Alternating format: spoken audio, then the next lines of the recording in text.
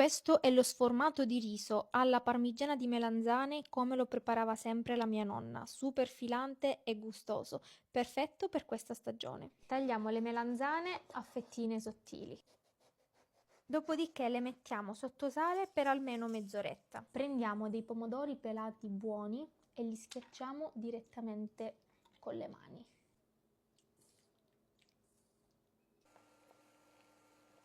Dopo il soffritto di aglio e cipolla versiamo il pomodoro pelato. E ovviamente aggiustiamo di sale e pepe. Chiudiamo con coperchio e lasciamo cuocere per almeno 30-40 minuti.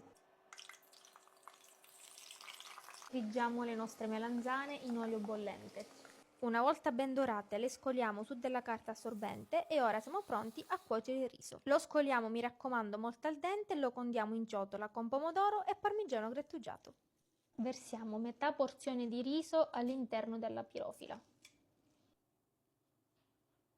Abbondante mozzarella, una spolverata generosa di parmigiano grattugiato e proseguiamo con un secondo strato di riso e pomodoro. Decoriamo con ancora qualche fetta di melanzana. E finalmente completiamo il nostro sformato con gli ultimi cubetti di mozzarella, parmigiano su tutta la superficie e via in forno a 200 gradi per circa mezz'ora e guardate che meraviglia!